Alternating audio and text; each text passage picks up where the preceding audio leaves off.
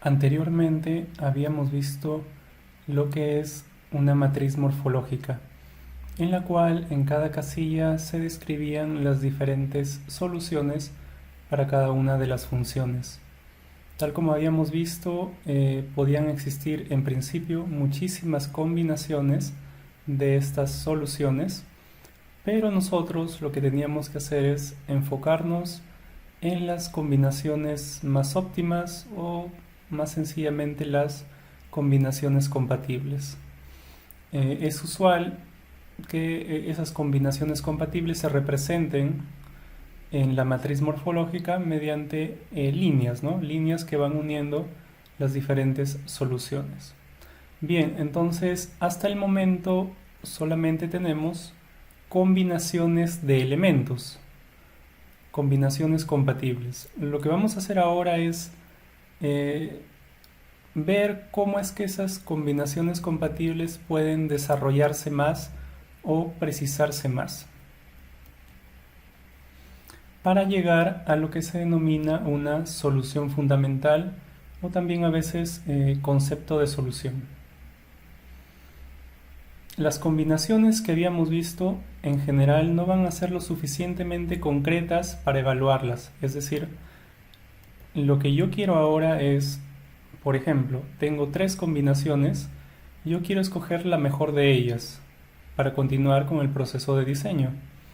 Para poder escoger la mejor de ellas, lo que tengo que hacer es evaluarlas. Sin embargo, en muchos casos no es sencillo evaluar esas combinaciones y para poder evaluarlas mejor es necesario desarrollarlas o precisarlas un poco más. Llegando así a convertir cada una de esas combinaciones en una solución fundamental. Para hacer eso, para convertir una combinación de soluciones en una solución fundamental o concepto de solución, en general uno va a realizar algunas o todas estas acciones.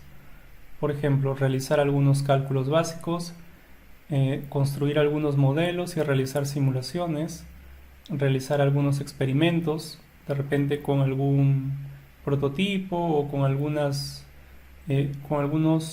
componentes en particular, y desarrollar algunos bosquejos, es decir, algunas descripciones gráficas de cómo se verían esas combinaciones cuando son integradas en un solo elemento o en un solo dispositivo. Usualmente, luego de que realicemos estos procesos, algunos o todos de ellos, vamos a poder construir un bosquejo como el que está acá. Es relativamente común utilizar bosquejos como el que está acá para describir las soluciones fundamentales, pero no únicamente bosquejos, también se pueden utilizar diagramas de bloques o descripciones verbales, pero es sí bastante común utilizar bosquejos como el que está acá, donde no necesariamente los componentes están a una escala precisa, solamente una escala aproximada, ¿no? Pero lo que sí es importante es describir cómo están conectados los elementos, cómo interactúan unos con otros, algo que es difícil de ver únicamente en las combinaciones, ¿no? Como su nombre le indica, una combinación es solo eso, es una combinación, es elemento 1 con elemento 2 con elemento 3, así, ¿no? Pero una solución fundamental es más que eso. En cierta medida, una solución fundamental representa una primera integración o una integración básica de los elementos que constituyen las combinaciones. Entonces, para cada una de las combinaciones compatibles que tenemos, en este ejemplo 3, para cada una de ellas debemos producir o construir una solución fundamental o un concepto de solución, el cual va a ser generalmente representado mediante un bosquejo y también ayudado, como dije, a veces por diagramas de bloques o por descripciones verbales. Bien, voy a tener por tanto varias soluciones fundamentales o varios conceptos solución. Y ahora ya va a ser más sencillo evaluar cuál de ellos es el mejor o cuál de ellos cumple más con nuestros requerimientos establecidos en la lista de requerimientos. Evaluación de las soluciones fundamentales. Como decía, lo que uno quiere ahora es determinar cuál o cuáles en algunos casos, no necesariamente una, podrían ser quizá un par, cuál o cuáles son las mejores soluciones fundamentales y por tanto deben continuar en el proceso de diseño. Estamos todavía en una de las etapas iniciales, ¿no? Todavía siguen varias etapas del proceso de diseño, pero en esta etapa tenemos que discernir o determinar cuáles propuestas continúan y cuáles propuestas se quedan atrás. Bien, para poder evaluar las soluciones fundamentales, una forma es la que vamos a describir ahora, es a través de los criterios de evaluación. Es decir, a partir de la lista de requerimientos, ¿recuerdan? Cuando hablamos de lista de requerimientos dijimos que esa lista va a ser de alguna manera nuestra guía, ¿no? Con la cual nosotros vamos a poder constantemente o con frecuencia verificar que el diseño que estemos realizando cumpla, ¿no? Tiene que cumplir con esa lista de requerimientos. Por tanto, en esta etapa de evaluación debemos generar criterios de evaluación a partir de la lista de requerimientos. Una forma de ayudarse en la construcción de los criterios de evaluación o en el establecimiento de los criterios de evaluación es mediante un checklist o una lista de verificación. De manera similar a la lista de verificación que vimos en la construcción o para la construcción de la lista de requerimientos como una ayuda, ¿cierto? Una ayuda para que nosotros establezcamos de la mejor manera la lista de requerimientos. De manera similar, este checklist nos permite construir de una manera adecuada los criterios de evaluación. Y básicamente son algunas categorías, ¿no? Es decir, acá hay algunas categorías en las cuales nosotros nos debemos enfocar para construir los criterios de evaluación. Por ejemplo, en torno de o alrededor de la funcionalidad o función, los principios de funcionamiento, working principles, embodiment, que se podría traducir en español como encuerpamiento, como integración, ¿no? Como colocar las cosas separadas, unirlas, algo así. En cuestión de seguridad y pues hay más categorías, ¿no? Como estas de acá. Estos son algunos ejemplos, los que están por el lado derecho, para cada una de esas categorías. Entonces, por ejemplo, en el caso de embodiment o encuerpamiento, un ejemplo de un posible criterio de evaluación sería pequeña cantidad de componentes, poca complejidad, poco requerimiento de espacio. Son características o son descripciones que algunos conceptos de solución, ¿no? van a cumplir más o van a cumplir menos.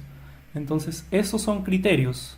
Bajo esos criterios es que nosotros debemos evaluar los conceptos de solución. Acá tenemos un ejemplo, ¿no? Mediante, como decíamos, utilizando los criterios de evaluación, construimos una cartilla de evaluación. Justamente acá están los criterios de evaluación, ¿no? Primer criterio, segundo criterio, y justamente acá estamos utilizando, en este ejemplo se está utilizando la lista de verificación, ¿no? Es decir, se está ordenando según función, principios de funcionamiento, embodiment, seguridad. Esto aparece por acá, ¿no? No necesariamente tiene que ser un criterio por cada una de esas categorías, puede ser dos o puede ser más, como es el caso de operación. En el caso de operación hay dos criterios de evaluación para dicha categoría, ¿no? La categoría de operación. Son, como dije hace un momento, son descripciones, ¿no? Por ejemplo, acá dice pocas partes. Entonces yo por acá tengo que evaluar los conceptos de solución o soluciones fundamentales. Acá tengo 6, que son la A, la B, la C, la D hasta la F, ¿no? Tengo 6 soluciones las cuales deben ser evaluadas. Entonces yo digo, pocas partes. Ese es el criterio. Y lo que es usual, o más o menos usual, es utilizar números, que en este ejemplo van del 1 al 4, para describir qué tanto la solución, ¿no? La solución fundamental cumple con el criterio, ¿no? Donde 1 significa que cumple muy poco y 4 significa que cumple mucho. Por tanto, en el caso de la solución A y la solución D, lo que estoy marcando acá es que la solución A cumple muy poco con este criterio, con que tenga pocas partes, es decir, tiene muchas partes, mientras que la solución D cumple mucho con este criterio. Cumple mucho con este criterio de tener pocas partes, que es un criterio deseable, ¿no? Se entiende que todos esos criterios son criterios deseables, como el de acá que dice fácil ensamblaje. Y así podemos llenar una especie de, bueno, cartilla o matriz donde vamos colocando números del 1 al 4, ¿no? Por ahora no nos interesa, se está dividiendo acá cada una de las soluciones fundamentales en dos columnas, P, entre paréntesis, la otra P, ¿no? Esto se hace de acuerdo a la leyenda que está por acá.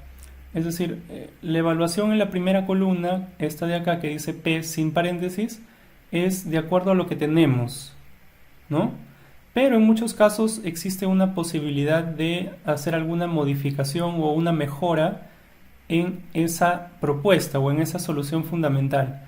Entonces, en ese caso, pues los puntajes en algunos criterios aumentarían y tendríamos una valoración un tanto diferente.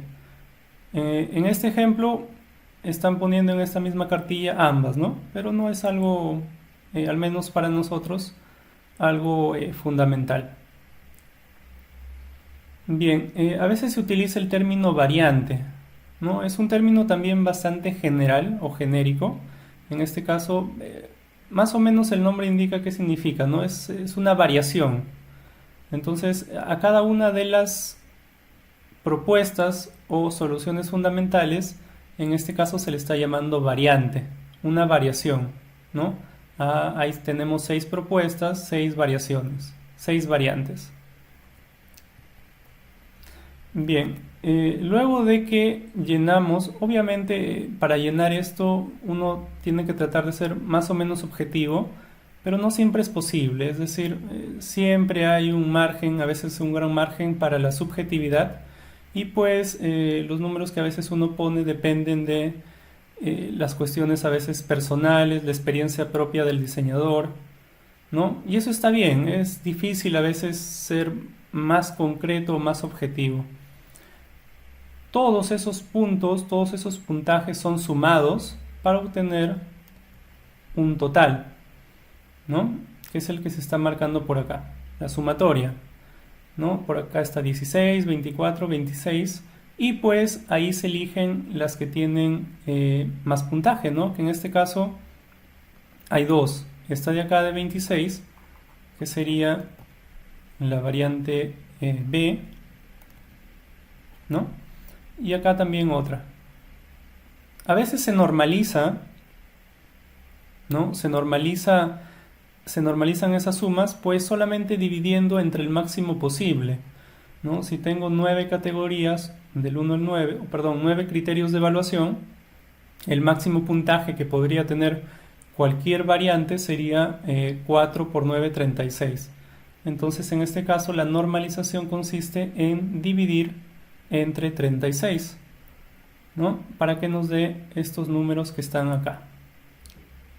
Son números normalizados donde el máximo valor es 1, ¿no? Que en general, pues difícilmente alguna propuesta, salvo en casos muy, muy especiales, va a tomar el valor de 1, ¿no?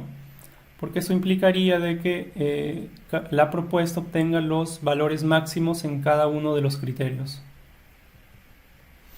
Bien, entonces como decía, ahí ya se pueden escoger las propuestas que tengan el mayor valor, ¿no? En este caso 26, ¿no? Pero acá en este ejemplo en particular, esos dos de 26 son propuestas que están en la categoría de posible después de mejora, ¿no? Sin considerar esas de ahí, acá si se dan cuenta se está por separado, ¿no? Considerando ambas, los que tienen paréntesis son aquellas que son posibles o que son justamente esas posibilidades, ¿no? Después de mejora, ¿no? Por eso es que acá hay un 1 y acá hay un 1 entre paréntesis, en este caso en el ranking, es decir, ordenadas todas las propuestas de mayor a menor. En el caso de las que no están en solamente la P sin paréntesis, variante presente o variante actual, en ese caso la primera, la que tiene máximo puntaje, es esta de acá, ¿no? Que tiene 24. La segunda, esta de acá, que tiene 21. En el caso de que se consideren ya las variantes con alguna mejora, ¿no? Las que están señaladas con un paréntesis, en ese caso la primera sería la de acá, ¿no? Que tiene puntaje 26, la segunda que también tiene puntaje 26, luego la tercera que tiene 23, ¿no? Y así sucesivamente. Bien, a partir de ahí entonces es posible ya escoger una o de repente un par quizá de soluciones que van a continuar con el proceso de diseño. A veces se colocan algunos detalles adicionales en esta cartilla de evaluación. Por ejemplo, acá hay algunas letras, ¿no? Que representan algo. Por acá hay una leyenda. Pero para nuestros propósitos es algo secundario.